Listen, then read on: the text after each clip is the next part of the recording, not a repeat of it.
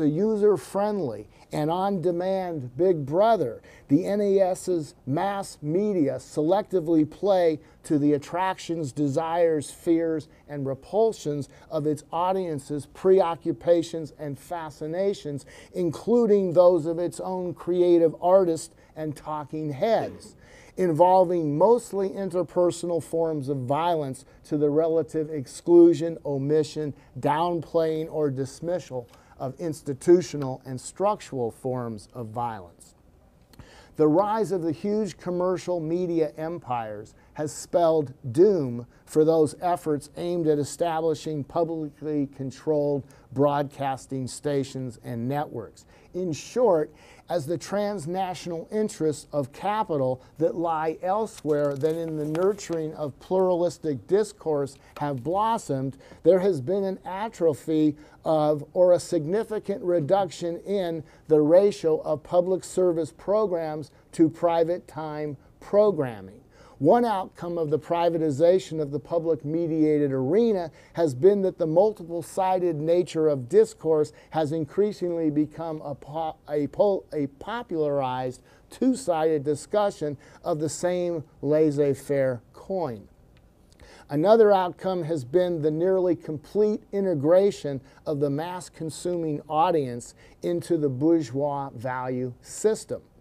In the instructional video, Advertising and the End of the World, Sut Jali, a professor of communications at MIT, demonstrates the critical nature of or importance of advertising's contradictory relations with the survival of both advanced capitalism and the welfare and future of all humanity.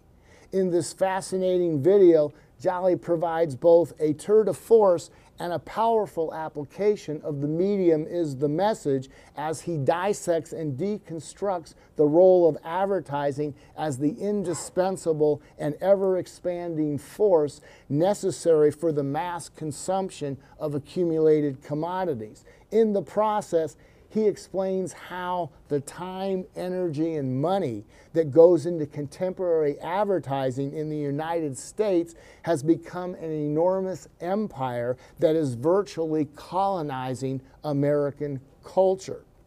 For example, in 1980, the average American was exposed to 1,500 commercial images daily. By 1996, the figure had risen to 3,600 commercial images. In the same year, the advertising industry spent $175 billion to sell us products. No longer confined to billboards, radio, and TV, commercials are literally everywhere. As their numbers over the past quarter of a century have increased exponentially, they have begun to literally eat up everything in their path in search of quote-unquote free space.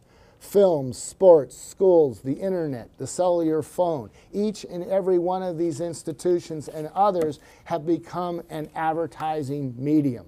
In the process, advertisements have become integrated into all spheres of public and private life. In the traditional arenas of mediated advertising, revenue breakdowns are as follows. TV and radio 100%, magazines 50%, and newspapers 80%. However, in an era of global capital, advertising is much more important than competition and/or media revenues per se. Otherwise, how does one explain, in an age of multinational conglomeration and shrinking competition, the expansion of both advertising and expenditures on advertising? As Jali has shown, these spending realities are in part a product of the fact that advertising today is primarily about selling a cultural way of living, a cultural way of thinking, and a cultural way of identifying. These expenditures also reflect in part the fact that advertising has become an adjunct of production, engaging in slick narratives of individual consumption.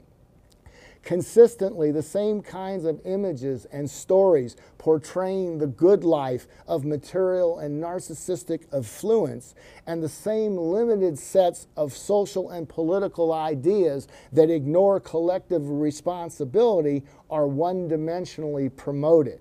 Moreover, because of the ever-expanding number of commercial images being marketed, or because of the growing noise and clutter of mass media advertising, promos must increasingly connect with their audiences in emotive rather than in cognitive ways.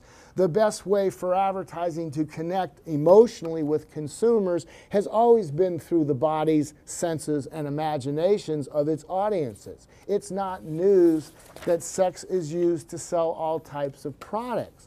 However, to the chagrin of advertising executives, sexual images often disassociate the viewer from the pitched product.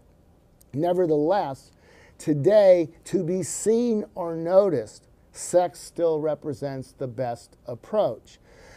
Though interestingly, as the advertising ingestion builds up, the emotional connections being used, sexual or otherwise, must be over the top. In short, they must smack consumers upside their emotional heads. Again, Jolly has pointed out that advertising has become a virtual fantasy factory, and ads have become the creators of illusions. In other words, advertising is not about the real world. Ads do not mirror how people act, but what they dream. Ads tap into our emotions and repackage them into desires that can be satisfied through the consumption of things. This was certainly the case with Victoria's Secret's advertising campaign in the fall of 2002 when they marketed their very sexy collection of lingerie in a special Christmas edition catalog and during their primetime fashion show, which aired on CBS in November of that year. The messages are clear. In a market society, the key to happiness, success, love, friends, and so on and so forth is the acquisition of valuable commodities, whether one is talking about a new BMW or reindeer thong underwear. At the same time that advertising plays with our desires, it also plays with our fears. And as both of these are translated over and over in time, they become part of our wireless dreams of delight or nightmares of fright. Finally, since the invention of advertising a little over a century ago, the industry has been transformed away from selling the content or value of a product to selling the content of a lifestyle that can allegedly be obtained through the acquisition of more and more goods and services. Beyond appealing to egocentric needs and feelings of isolated and alienated individuals, advertising narratives also perform ideological functions as they help to define people and shape society and its future. With respect to each of these functions, capitalist advertising narratives repeatedly convey to us that we are all a bunch of unrelated individuals rather than members of some kind of social order or community. Thus, social values, interests, and concerns become subordinate to matters of egotistical growth and self-satisfaction. In the process, collective needs or social responsibilities, such as the quality of ecosystems, the growing scarcity of natural resources, or domestic and world homelessness, are all pushed to the margins, if not totally off of the monitoring screens of our Dow Jones dominated lives. All right, now what you probably came here for, the next part. Violent content and its distortions.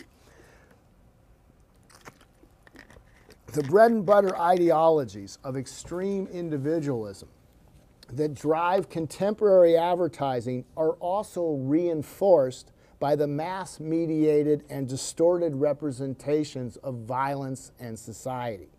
These misrepresentations owe their roots to several things, including and often moralistic conflation of the erotic with violence, dating at least as far back as complaints about the pornography of violence associated with the repetitive images of the political assassinations of the Kennedys, Martin Luther King Jr., and Malcolm X in the 1960s.